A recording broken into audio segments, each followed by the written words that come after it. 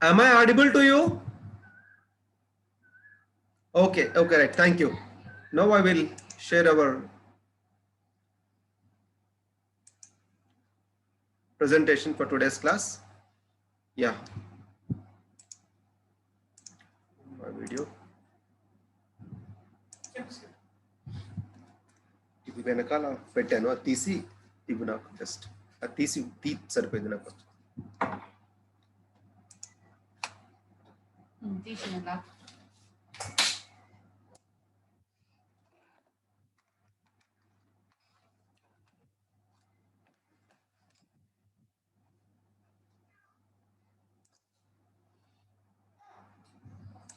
మళ్ళీ నైట్ ఓకేనా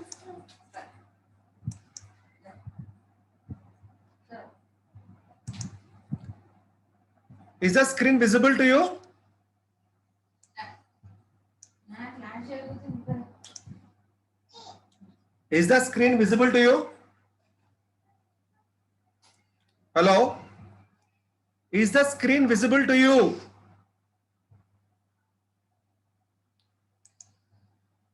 Okay, guys. Okay, guys. Thank you. Thank you. Now we'll go ahead. Right. So this is the outline. That is, these are the contents of Unit 2. Of course, GPS signals. That is signal components, purposes, and the properties of the signals. Then most important point in the Unit 2 is the structure of the navigation message. Structure of the navigation message. What is the structure? How many frames it consists of, and each frame is divided into how many subframes, and what each frame is consisting of, what information that carries, and how to detect the starting of a frame. So each one is discussed here. Then frame and subframe identification. Then one more important is the GPS satellite position calculation here. And after that, ephemeris data that is transmitted. Of course, in the previous class, we studied that there are two signals that are used, pseudo-random noise signal codes. One is the C/A code and another is the P code. So here, in detail, we will study here about the C/A code and the P code and their properties. Then followed by signal power levels. So how much power is used, how much SNR ratio is used here. These all things will be discussed here. And finally, there are two loss factors that will come into picture. One is the free space loss factor and another one is the atmospheric loss factor. And finally, signal acquisition and tracking. Signal acquisition and tracking are the two important concepts involved in the GPS. Right. I'll go a little bit faster because we have already completed these topics. Is that okay to you? Please respond, guys. Is that okay to you? Hello, is that okay to you?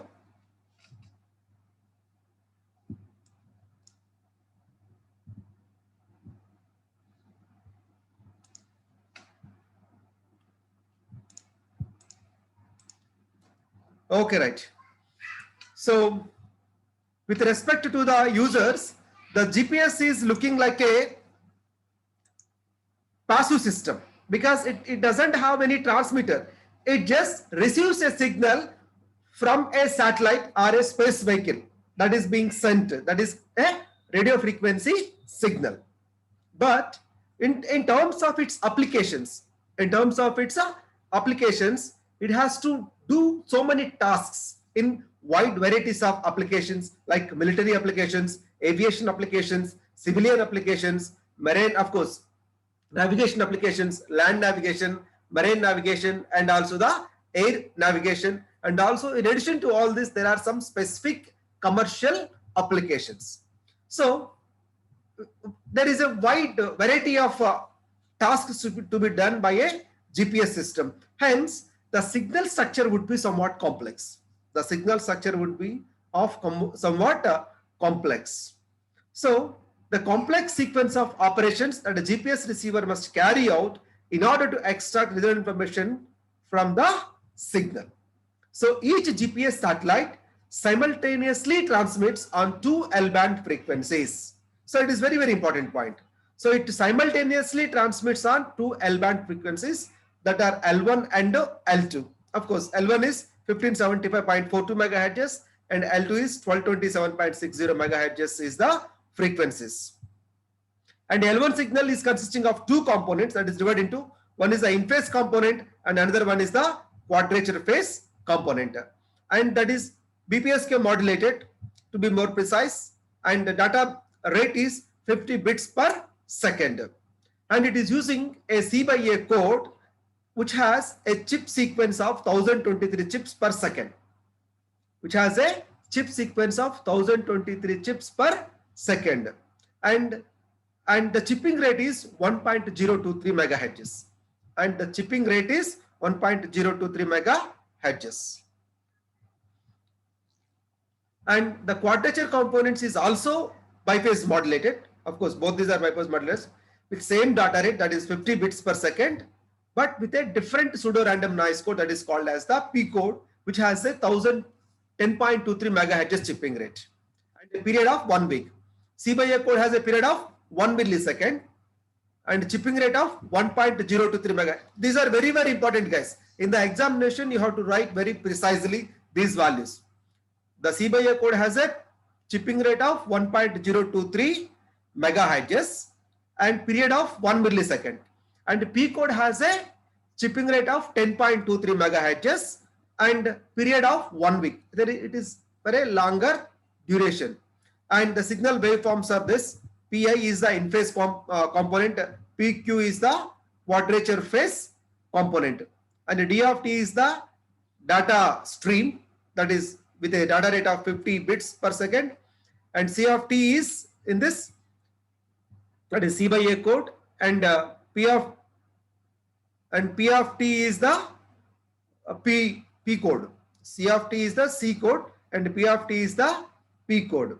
So this is the mathematical model for the L1 waveform, and omega is the L1 carrier frequency, V is the common phase shift, how much phase shift is there, and PQ.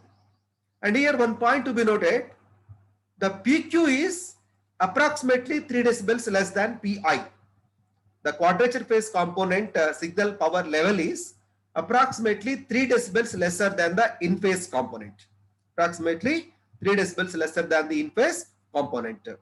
And L2 waveform is S of T is equal to 2 into PQ into D of T, P of T sin omega T plus V. So what is the difference you found between L1 and L2? In the L1, it is modulated by both C by A code and P code. I think yesterday somewhere around we discussed this point. Both P code, C by A code, and as well as the P code. But L2 signal is modulated only by the P code. Only by the P code. So this is the major difference between the L1 signal and L2 signal. And this is the modulation phenomena and the waveforms. So this is the data stream D of T with 50 bits per second, and this is multiplied in a multiplier with L1 carrier, that is under root of 2 to Pi into cos omega T, that is in phase component. After that, once again multiplied by the C by A code, then this is the signal that is transmitted. And here itself we'll find the P code. So whereas for the P code, whereas for the L2 signal, this is L1 carrier, 50 bits per second is the data stream D of T, and it is directly multiplied by the P code, that is P of Y. It is not multiplied by the C by A code. So here it is multiplied by the C by A code. And of course, these all things we will understand when we understand the navigation message. Of course, simply this is the data stream, which is with a data rate of 50 bits per second, and 1 bit will take 20 milliseconds, the transmission time. And this is a pulses, C by A code epochs. Epochs means a repetition interval, repetition intervals. It is like a delta signal, and it is available at some fixed intervals of time. Whenever that signal is available, that is called as a epoch. And the chip rate is 0.9775 microseconds or 293 meters. and 1 period is equal to 1 milliseconds for the C/A code. And L1 carrier has 1575.42 megahertz, that is 1540 cycles per chip. And of course, similarly, this one P of 5 code signal, of course, already completed, so I'm moving faster. And here, what are the components of a GPS signal? See, we are receiving a signal in the form of an electromagnetic wave. But what does it consist of? Which information it carries? That is very, very important. So that is given very clearly here. So it is, see, mathematically we have outlined that it is a BPSK modulated signal with modulated by the two pseudo-random noise codes. One is the C of A code and another one is the P code. That is up to that is okay. But what information it is carrying is now studied, and that is conveyed by the navigation message. That is conveyed by the navigation message. So first information that is carried is the satellite almanac data. So the first information is the satellite almanac data. So what is almanac data in a GPS? That is, each satellite transmits orbital data that is called almanac, which enables the user to calculate the approximate location of every satellite in the GPS constellation at any given time. See, the GPS receiver is receiving a RF signal, but from where it is receiving? It is receiving from one of the satellites of the GPS constellation. In the GPS constellation, we have 24 constellations, 24 satellites. There are 6 orbits. Each orbit is consisting of 4 satellites, and they are continuously revolving around the Earth. So their position varies. So what does this almanac data consist is? The almanac data is enabling the receiver, GPS receiver, to know or to calculate or to estimate the position of the satellite which has sent the RF signal, and that data is called as the almanac data. The data are called as the almanac data. But this is not accurate enough for determining the position, but can be stored in a receiver where they remain valid for 1 month, 1 or 2 months, sometimes several months also. Later, whenever the same type of signal is received by the receiver, it can take that data and compare it. And they are used primarily to determine which satellites are visible at a given location, so that the receiver can search for those satellites when it is first turned on. When the receiver is first turned on, it can search easily which satellite is turned on among the 24 satellites. Of course, nowadays we are using 24 plus 7. 7 are like using like a standby mode. If any satellite fails, the other satellite will be replaced. And the second information by it is satellite ephemeris data. So what is ephemeris? These data are similar to almanac, but enable a much more accurate determination of a satellite position needed to convert the signal propagation delay into an estimate of the user position. That is, in contrast to almanac data, ephemeris data for a particular satellite are broadcast only by that satellite, and the data are valid for only several hours. So here the ephemeris data is about the angular that is angle of inclination that is making with the equator, angle of inclination that is exactly making, and when it is sending the signal, and this will give more precise, but it is valid for only several hours, whereas the almanac data is valid for many months, but satellite ephemeris data is valid for only few hours. And next one is the signal timing data. This is the data stream includes time tagging, which is used to establish the transmission time of the specific points on the GPS signal. This information is needed to determine the satellite to user propagation delay used for ranging. So this is very, very important. In our previous class, we have given a rough idea that the range of the satellite from the user is calculated by knowing the time of travel of the signal. So how much time the signal has taken to start from the satellite and to reach to the user. So this information is present in the signal timing data. This information is present in the signal timing data. And next is ionospheric data, delay data. So what it is, when the signal is traveling through the ionosphere, of course, ionosphere, troposphere, and finally reach into the Earth's atmosphere. So ionosphere is composed of the ionized molecules. So when the signal is traveling, we expect a straight line of sight or straight line propagation path, but it will take some deviated path. Due to that, some delay may occur, and that information is present in the ionospheric delay data. And fifth one is a satellite health message. See, if the satellite is not healthy, that means it is not working properly, then whatever the information that is sent to the receiver will be invalid. So if the satellite health is deteriorated, then the receiver can easily deny that information.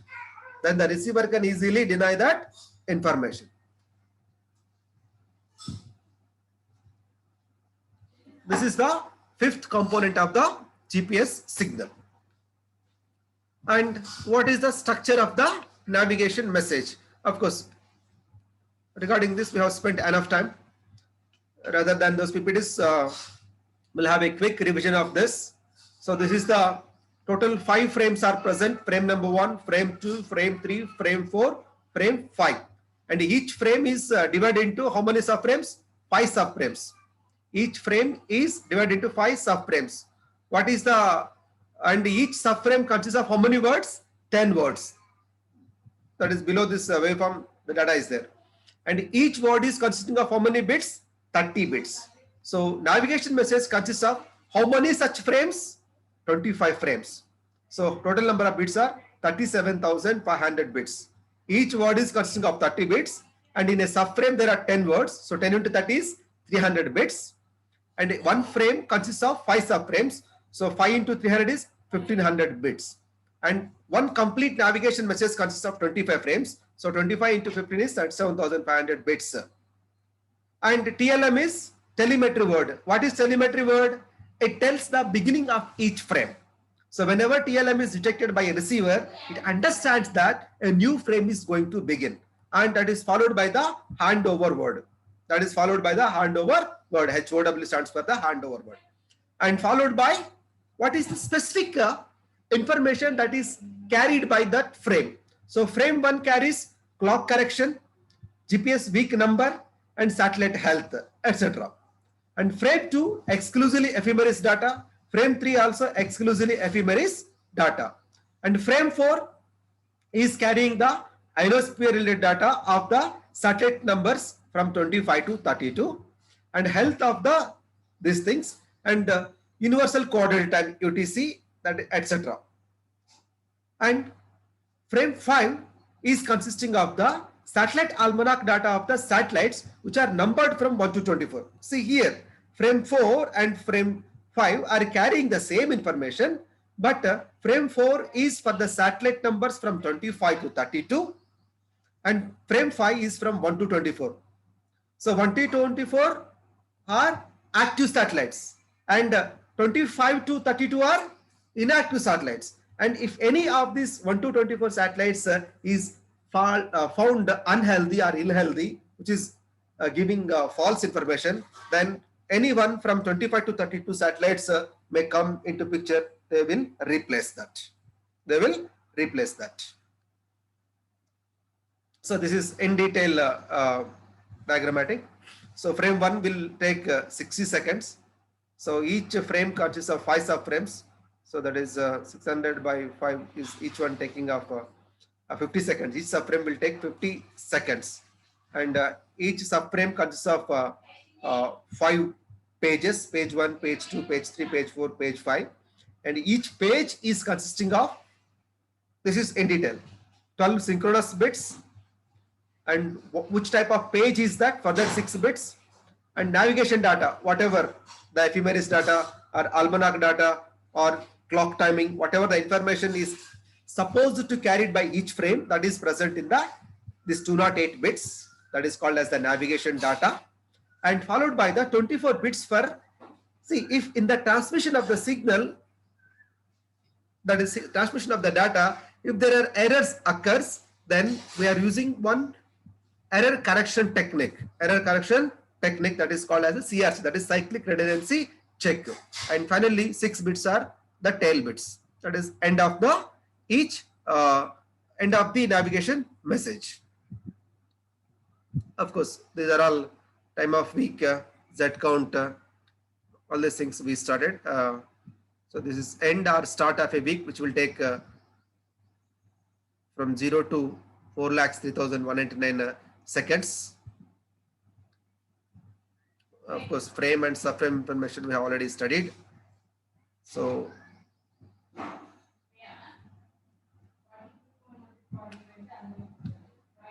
subframes 2 and 3, subframes 4 and 5. And we have come to the important point, which I have already raised this.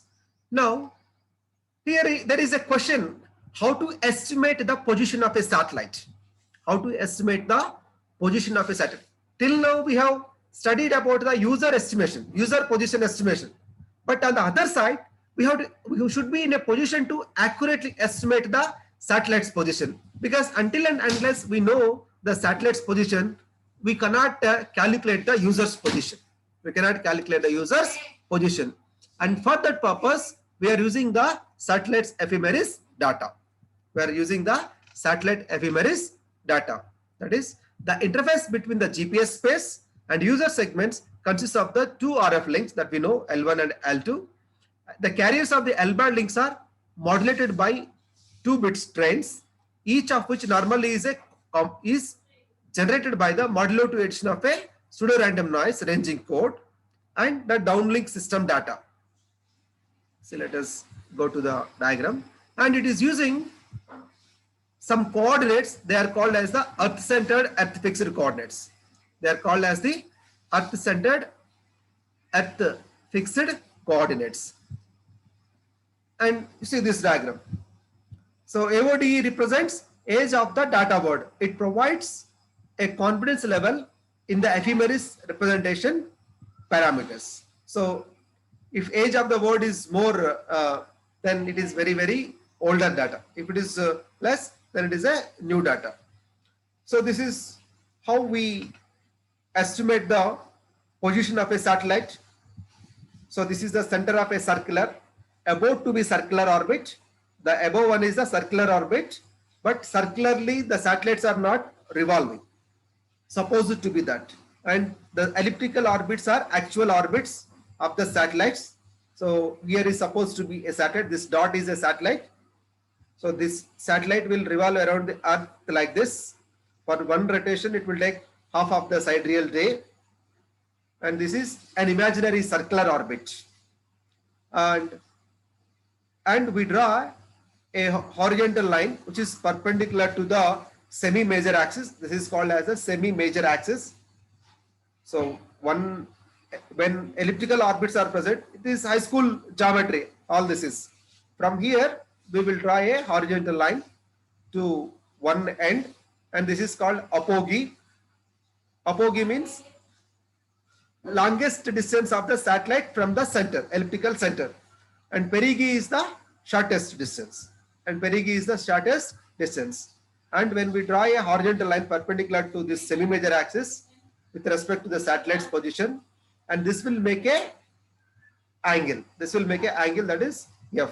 And here is the supposed to be the earth. Earth position will vary. Vary. Of course, you might have already done this diagram.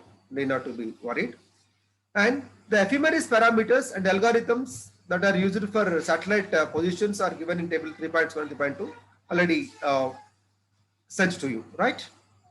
So here, the problem of the satellite position estimation is defined by the coupler. It is a scientist's name, and this problem is called as the coupler's problem. The problem is called as the coupler's problem. So here some of the anomalies we use. One is called as the true anomaly, eccentric anomaly, and another one is the mean anomaly. So there are three types of anomaly are used. So this is the orbit phase variables used for determining the position of a satellite in its orbit, or of course we already studied this figure 5. And the variable f in the figure is called as the true anomaly in orbit mechanics. So this is orbital mechanics. And here the hardest problem is the Kepler problem. So determine the true anomaly. To determine the true anomaly, it is taking another anomaly that is called eccentric anomaly, and second one is the mean anomaly. So what is eccentric anomaly? It is defined by projecting the satellite position on the elliptical orbit out perpendicular to the semi-major axis A onto the circumscribed circle. So you can see here. So this is F and this is E. E is the eccentric anomaly. So this is projecting this to the circumscribed circle. This is the circumscribed circle to the semi-major axis. This is the semi-major axis. How much angle does it make? That is called as the eccentric anomaly. So listen here. So this is a line is projected onto the semi-major axis. This is actual elliptical orbit, but this is a semi-major axis. And from here, a perpendicular projection is done to the semi-major axis. So how much angle does it make? That is called as the eccentric anomaly. Eccentric anomaly is defined as the central angle to this projection point on the circle. Of course, the central angle. The shaded area represents the area swept out by the radius from the Earth to the satellite as the satellite moves from its perigee. So satellite will not be constant, right? Satellite will not be constant. It is a perigee, but it is moving. As this is moving, the angle is also changed. The angle is also changing. The shaded area represents the area swept out by the radius. And Kepler has determined that this area grows linearly with time. So this is very, very important point. This area grows linearly with time because as the time proceeds, the satellite also moves. That's why this shaded area also grows linearly. And you use this relationship to derive the equation for mean anomaly. The mean anomaly, it is defined as m of t is equals 2 pi into t minus t perigee by t period. T perigee and total period, that is half of the sidereal day, where t is the time in seconds at which the true anomaly is to be determined. So this is with respect to time always. With respect to time, the anomaly will change. And t perigee is the time at which satellite was at its perigee. So perigee means closest to the earth. Apogee means longest to the earth. So t period is the time period of the earth, satellite revolution. That is half of the sidereal day. So the Kepler equation is mk is equal to ek minus e sin ek. This is the Kepler's equation. So it relates the eccentric anomaly ek of the kth satellite to its mean anomaly mk and the orbit eccentricity e. This is e is the orbit eccentricity. So using this equation, we can estimate the position of a satellite. Of course, there are certain algorithms are already predefined by the Kepler and that are already prefixed in the control segment of the GPS system. Don't worry about that. We need not to do that. So this is the satellite position calculation. This diagram, and define the true anomaly, eccentric anomaly, and mean anomaly. So understand the terminology: perigee and apogee, elliptical orbits, and circumscribed circle on the elliptical orbit.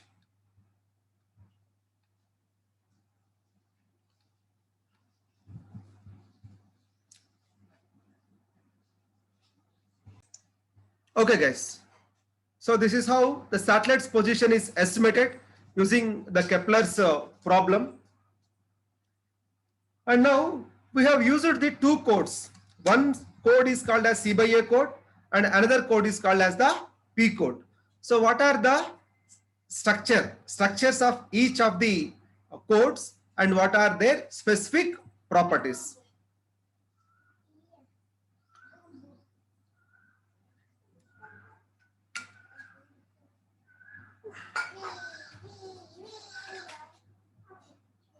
Right? So C by A code is intended to do the following functions. The first one is to enable the accurate range measurements, resistance to errors caused by the multipath propagation.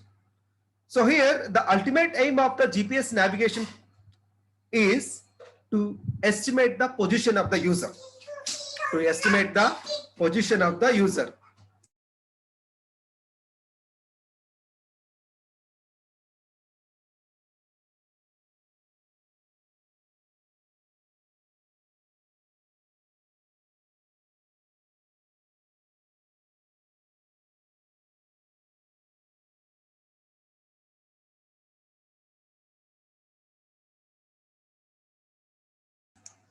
Right. The first function is it should be able to, it should enable the receiver to accurately measure the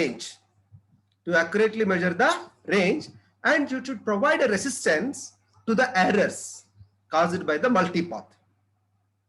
See, the signal is estimated to be travel in the straight line, but because of the ionosphere and troposphere, that will take a deviated path.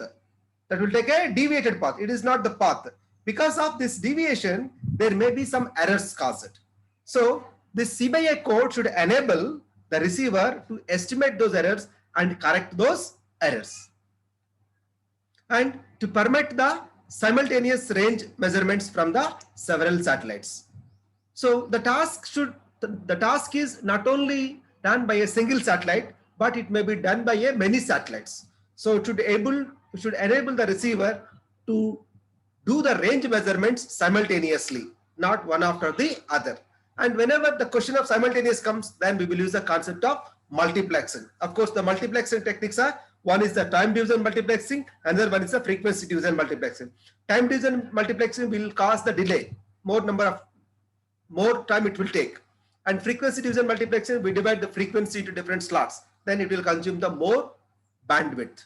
So a compromise is there between these two, and we are going for the code division multiplexing, where a separate unique codes are used, and each code is a orthogonal.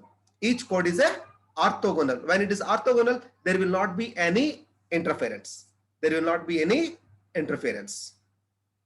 And the another task is to provide protection from the jamming.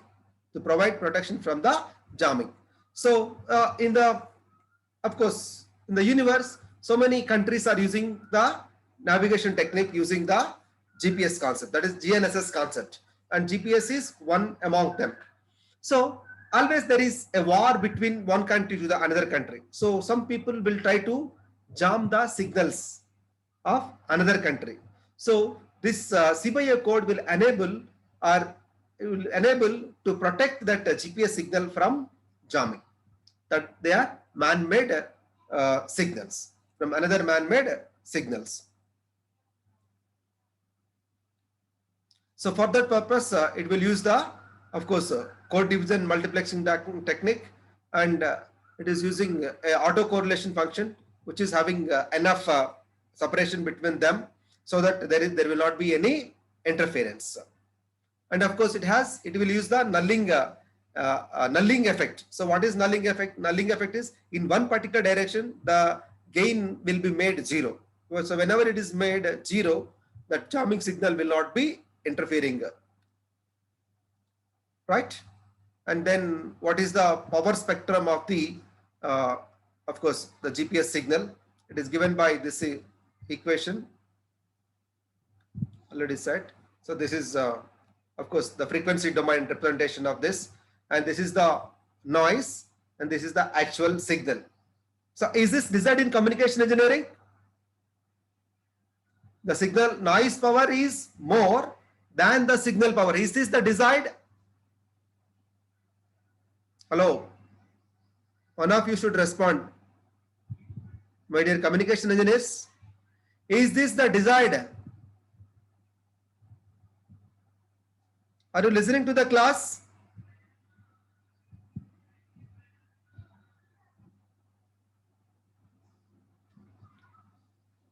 As we know that SNR should be very, very high. When noise is more, SNR will be less. So signal strength has to be more compared to the noise power. So this is not the desired one. So for this purpose, what we do, the technique is that is called as the despreading of the signal. That is signal despreading. So in despreading, what do? We increase the signal strength at one time. That is, we bring it together. Then it will increase in one direction. Then the signal strength will be more compared to the noise power. So this horizontal, the dotted line is the noise power spectral density, and this is the signal recovery filter transverse function, and this will be the signal power spectrum. And this is signal power spectrum before despreading, supposed to be, but actually it is made like this. You can use two different colors to draw this diagram, and this is giving very, very good information.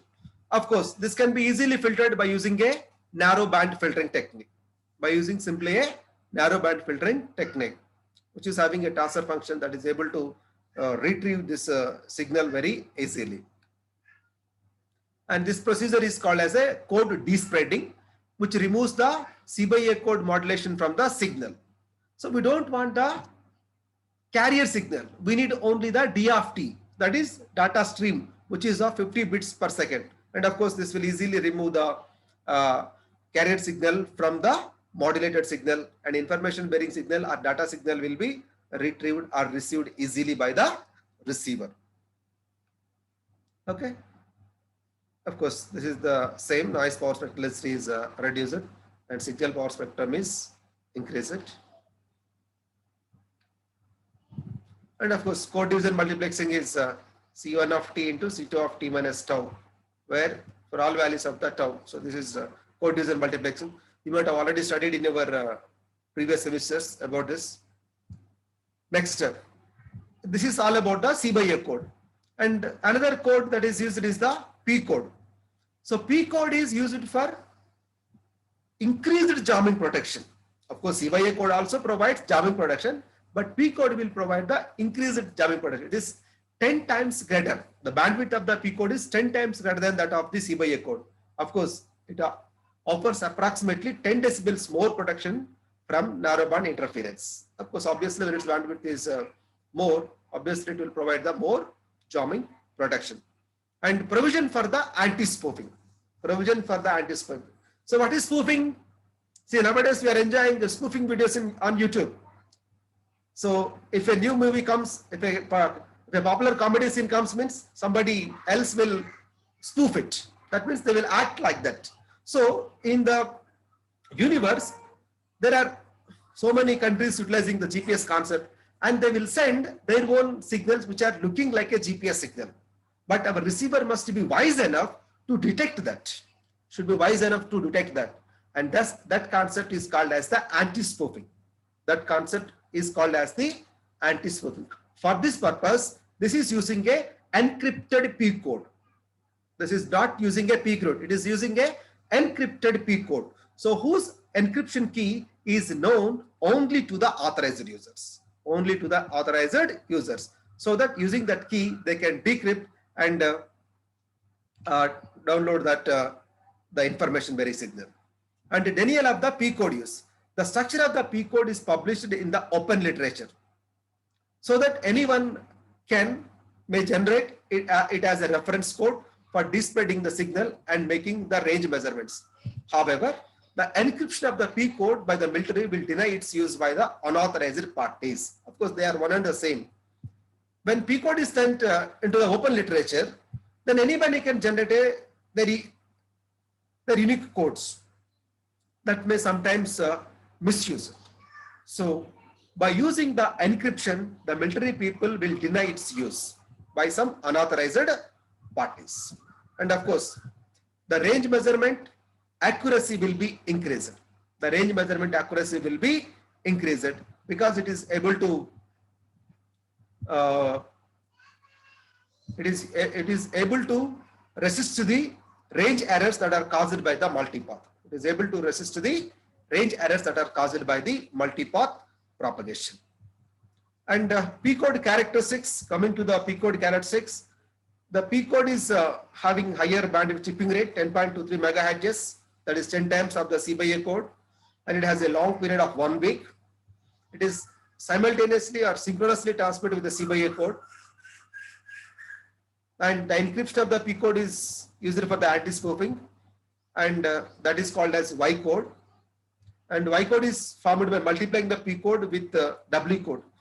And W code is nothing but the encrypting code. And it is a random looking sequence of chips that occur at 511.5 kilohertz rate. This is 10.23 megahertz, and this is 511.5 kilohertz. Of course, almost half of the 20 times. So thus there are 20 P code chips for every W code. Thus there are 20 P code chips for every W code. You can have a mathematical estimation. Since both P code and W code have chip values of plus or minus 1, and the resulting Y code has the same appearance as that of the P code. Both have plus or minus 1 as the chip values. So both look like similar, but chipping rate is somewhat different. And next one is the L1, L2 carriers. Of course, we have studied and time enough spent on this. So L1, so the uses of the two carriers. What is the main advantage of the two carriers? To provide very accurate measurements for precision applications. Precision means when we do the same calculation for many times, it should yield the same result. It should yield the same result. If it yields different results, then it is erroneous. So that is this concept. And to provide the accurate Doppler measurements. So Doppler is echo effect that you know already. So these two advantages are, enabled with the help of L1 and L2 carriers. And the use of both L1 and L2 frequencies will provide the following benefits. It provides the accurate measurements of ionospheric signal delay. Of course, ionosphere will cause the errors. And dual frequency operation. Of course, to provide the accurate range measurements for precision applications, to provide the accurate Doppler measurements, and to facilitate the carrier phase ambiguity resolution. To facilitate the carrier phase ambiguity resolution. So there will be always phase ambiguity resolution will be there. To facilitate that, it is using, and it provides the system redundancy. It can be used many number of times. It can be used many number of times. And of course, the signal power levels are calculated using the effective isotropic rate power EIRP, and minimum level of 478.63 watts, that is 26.8 decibel watts. And here it is using two loss factors. One is the free space loss factor, lambda by 4 pi r whole square, and another one is the atmospheric loss factor, that is EIRP minus free space loss factor minus atmospheric loss factor. These two, after subtracting from EIRP, the total net signal power level is this. And of course, antenna gain and minimum received signal power is antenna should have a hemispherical pattern and has a 3 decibel of gain related to an isotropic antenna, and the minimum received signal power for such antenna is about 3 decibels larger. So how the signal acquisition is done and how tracking is done. So there are 8 steps involved. First step is to determine which satellites are visible to the antenna first, and second, to determine the approximate Doppler of the each visible satellite. If there is any Doppler effect is there, then it is to be found, because moving away from the object or moving nearer to the object, this is the Doppler effect, of course, you know already from high school physics. So because the satellites are moving in elliptical orbits, so once it may be nearer to the Earth and it may be farthest from the Earth. So if there is any Doppler effect is there, then that is to be estimated, and search for the signals both in frequency and C by A code phase, and detect the presence of the signal and confirm the detection. Signal is to be detected, then it is to be confirmed to the receiver. Then lock on to the track C by A code. C by A code is to be tracked. Then lock on and track the carrier C by A code separately and carrier separately. Then perform the bit synchronization. Then demodulate the signal to detect the 50 bits per second navigation data. So these are the 8 steps involved in the signal acquisition and tracking.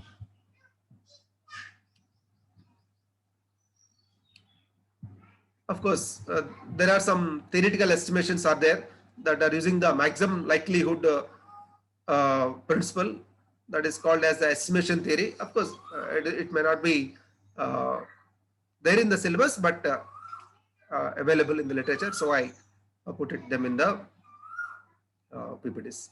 Any doubts till now? So this is very important. Signal acquisition and tracking, 8 steps. You have to elaborate them and explain them clearly. And one more is the satellite position calculation. There we are treating that as a Kepler problem. C by A code and P code property separately and their advantages. And before that,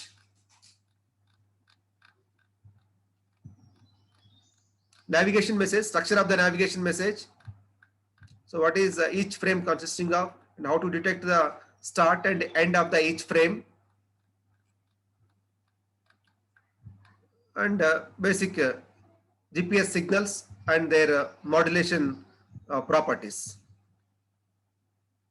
Okay, is that clear? Or any doubts?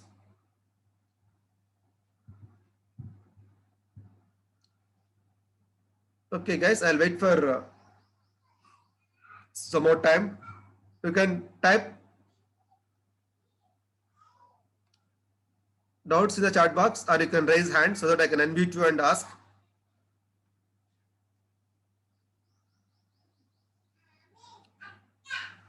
Okay, thank you for today. I am ending my class.